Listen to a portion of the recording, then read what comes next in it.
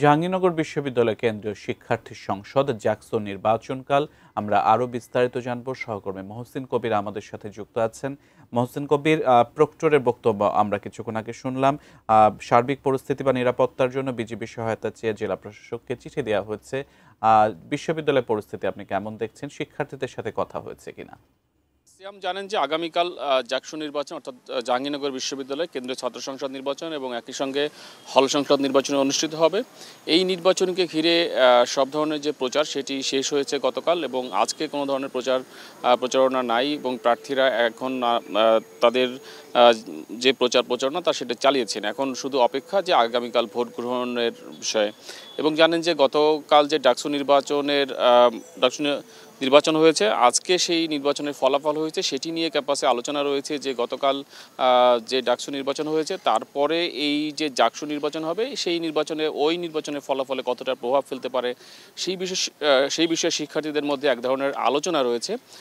তবে শিক্ষার্থীরা বলছেন যে সবাই যেন ভোট দিতে আসেন এবং তারা তাদের প্রার্থী যেহেতু ৩৩ বছর পর এই জাকসু নির্বাচন অনুষ্ঠিত হচ্ছে, তো ৩৩ বছরের অপেক্ষার পর যেহেতু এই ৫ আগস্টের পরে শিক্ষার্থীরা তাদের যে দাবি ছিল যে জাকসু নির্বাচন, সেই নির্বাচনের ব্যাপারে বিশ্ববিদ্যালয় প্রশাসন যে আয়োজন করেছে সেজন্য তারা চাচ্ছেন যে সব শিক্ষার্থীরা যেন তাদের যে মতামত, গণতান্ত্রিক মতামত, সেই মতামত যেন তারা আগামীকাল তুলে ধরেন, সেই বিষয়টি সবাই বলছেন। এবং যেহেতু একটি আবাসিক বিশ্ববিদ্যালয়, বেশিরভাগ শিক্ষার্থী বিশ্ববিদ্যালয়ের মধ্যেই হলেই থাকে, তো ২১টি হলে ২১টি কেন্দ্রে ভোট গ্রহণ অনুষ্ঠিত হবে এবং পুলিশের পক্ষ থেকে পর্যাপ্ত নিরাপত্তা ব্যবস্থা নেওয়া হয়েছে। পুলিশ সহ অন্যান্য যে সকল আইন শৃঙ্খলা রক্ষাকারী বাহিনী, সেই সকল বাহিনীর পক্ষ থেকে নিরাপত্তা ব্যবস্থা জোরদার করা হয়েছে।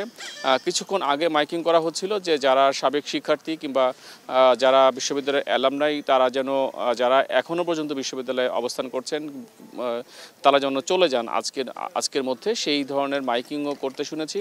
প্রক্টরের কাছে শিক্ষার্থীদের যারা প্রার্থী হচ্ছেন তারা বেশ কিছু কমপ্লেনও করেছে, বিশেষ করে আইন শৃঙ্খলা নিয়ে তারা বলছেন যে বিশ্ববিদ্যালয়ের সঙ্গে যে আবাসিক অঞ্চলের সঙ্গে যে সংযোগ রয়েছে সেই সংযোগগুলো যেন বন্ধ করে দেওয়া হয়, সেই বিষয়ে তারা বলছেন।